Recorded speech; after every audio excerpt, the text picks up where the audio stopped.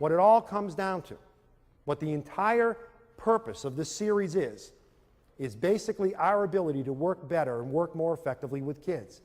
And whenever anybody comes to a workshop like this, somewhere in the beginning, middle, or end of the workshop, the speaker says, you've got to work on the child's self-esteem.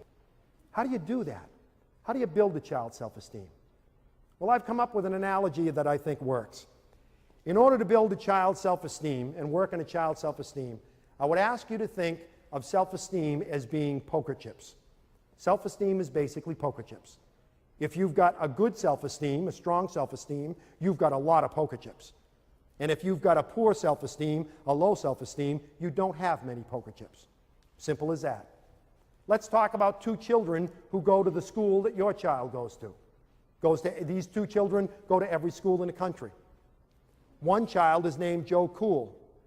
Joe Cool has tons and tons and tons of poker chips. How did he get all those poker chips? By good things happening to him. When good things happen to you, you get poker chips. Captain of the football team, he has 10,000 poker chips. Voted king of the homecoming dance, he has 15,000 poker chips. Get your picture in a paper for scoring the winning touchdown, he has 12,000 poker chips. This kid's got millions and millions of poker chips. He's had a charmed life, God bless him. He feels great about himself, and he should. Now, you also lose poker chips when bad things happen to you. You go to the prom, Joe Cool goes to the prom with the best-looking girl on campus, 20,000 poker chips. Prom night comes, he's got a pimple on the end of his nose. He loses 3,000 poker chips, but he still has a net gain of 17,000 poker chips. He's still 17,000 poker chips ahead. And this kid goes to school every day with his baskets and bags full of poker chips. And sitting next to him is Larry, the learning disabled kid. Larry, the learning disabled kid, has poker chips like this. This is it. This is all he's ever gotten. Never been voted captain of anything. Didn't go to the prom. Never been on a team. Never got on 100 in a test. Didn't blow the top off his SATs. Didn't even take his SATs. He's got a stack of poker chips like this. And now with the inclusion movement, we make those two kids go to school together and compete against each other in the games of school. I would submit to you that that's not fair. I would submit that that's not fair. Anybody play poker here? Do we have any poker players here? Sir, Chris, could you join me up here? Would you mind? Suppose, Chris, I were to ask you if you wanted to play poker. And I said, Chris, here's basically the deal. You're going to have this many poker chips, okay? I'm going to have, here you go, I'm going to have all the poker chips in the Western world. I have basically 10 million poker chips back there. I'm going to play poker against you. What would be your first response? Would you want to play? I don't think so. Okay, his first response would be, I don't want to play. What do we think the learning disabled kid is saying to us when he says, I don't want to go to school today, Ma? Don't make me go. I got one of those stomach aches again, Ma. Don't make me go. Please don't make me go to school today. What's he saying to you? He's saying, I don't have enough chips to get in the game. I don't have enough chips. Don't make me play this game. But we say to him, you got to play.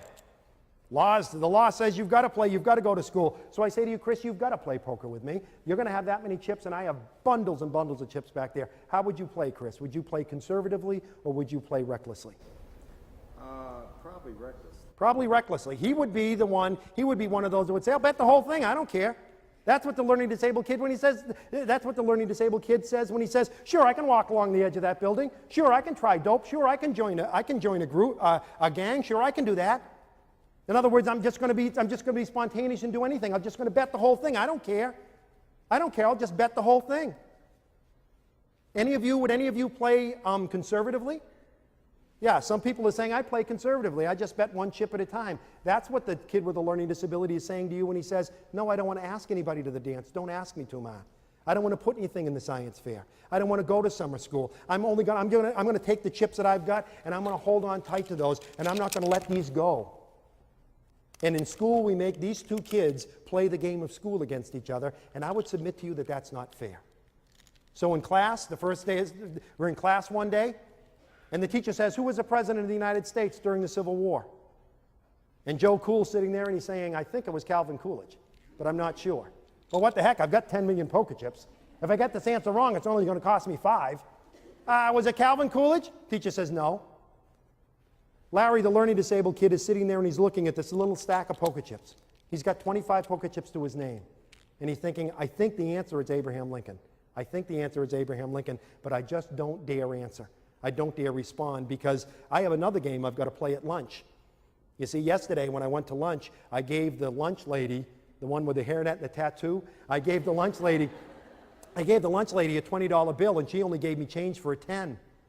And my father said, don't you come back without that extra $10. You go to that lady and you tell her she gave you the wrong change. And he's thinking, that's going to take me 25 chips. It's going to take 25 chips for me to go and ask that lady for my money back. So I don't dare play in this game, because if I lose the chips, I won't have enough to play in the game I've got to play at lunch. And the teacher says the right answer is Abraham Lincoln. And Larry goes, oh, I should have done it. I should have done it. The reality is that the self-esteem of our kids, the problem with the self-esteem of our kids is they just don't have enough poker chips. The solution is to give them poker chips. How do you give kids poker chips? How do you build their self-esteem? One is you find, if you're a parent or you're a teacher, you find the island, what Bob Brooks calls the island of competence. You find the one thing that child can do well, and you make a big deal out of that. You celebrate that. You make that very important. If you're a mom and the only thing your child knows how to do is use a Phillips head screwdriver, every Thursday before he gets off the bus, you loosen every bloody screw in the house. And when he gets off the bus, you give him the screwdriver and you say, go to it, pal, because nobody does it like you. You got to be a talent scout. You got to find things he does well. You got to find, because every time you praise a child, every time you say, that was a good job, you're giving him poker chips. Parenting is pretty simple. Being a teacher is pretty simple. It all comes down to this. Your job is to make sure that every child you deal with has more poker chips when he goes to bed that night than he or she had when they got up in the morning. That's it. It's that simple. And how do you make sure they have poker chips? You give as many poker chips as possible. Secondly, you take away only as many poker chips as necessary. Please listen to me, dads, because we dads are real good at this. Let's say that Chris is my son, and Chris is sitting in class, sitting at the dinner table. Want to cup your hands like that for me, Chris? Chris is sitting at the dinner table, and he's got that many poker chips. He's got that many chips. And we're sitting at the dinner table, and Chris spills his milk. And I say, you know, Chris, sometimes you make me sick. You know, do you get up at 5 o'clock in the morning and say, how can I spoil Dad's day? Is that what your problem is? You're the only one in the family who does this. Sometimes I even wonder why we have you in this family. Go to your room. And he goes up to his room. And the rest of the family's sitting there, oh boy, oh boy. And I sit there and I think, oh boy, that was pretty rough. I was pretty rough on old Chris. That's pretty tough on Chris. I wasn't really mad at Chris. I was mad at my secretary. So I should go apologize to him. So I go up and I sit in the edge of Chris's bed, and I stroke his hair and I say, gee, Chris, I'm sorry, pal. I shouldn't have yelled at you that way. I shouldn't have yelled at you that way. That was wrong. That won't happen again. Sorry, Dad. Sorry, Dad. Yelling at him in front of the family, telling him you wish he wasn't in the family, asking him if he plans how to spoil your day, telling him you're basically sick of seeing him when you come home from work. You took away 50, 60,000 poker chips from him. Sit in the edge of his bed, stroke his hair, tell him you love him. 5,000 poker chips at the most. You're still 55,000 poker chips behind the 8 ball. You can't do that with our kids. You can't take away those massive number of poker chips without realizing that you're making your job as a parent much tougher. And lastly, you got to give as many as you can. Take away only what's necessary. And lastly, you've got to be willing to go to the mat with people who take poker chips away from your child and not give any back. Teachers take away chips. Bus drivers take away chips. Principals take away chips. But most of us also give chips back. And if you take poker chips away from a kid, but then give some back, that's okay. There's a lot of people in your child's life who play that role. But the bottom line is, if there's someone in your child's life who is taking poker chips away and not giving any back, they're making your life much tougher. When are we going to deal with this? That's what advocacy means. Standing up for someone who can't stand up for themselves. If you're a teacher or a parent, you've got to be willing to go to the mat with people who take chips away from your kid and not give any back. You're a mom, you get up in the morning, you make him French toast. Oh man, 20,000 chips. You lay out his favorite clothes, a Beavis and Butthead t-shirt that he loves and you hate, 15,000 chips.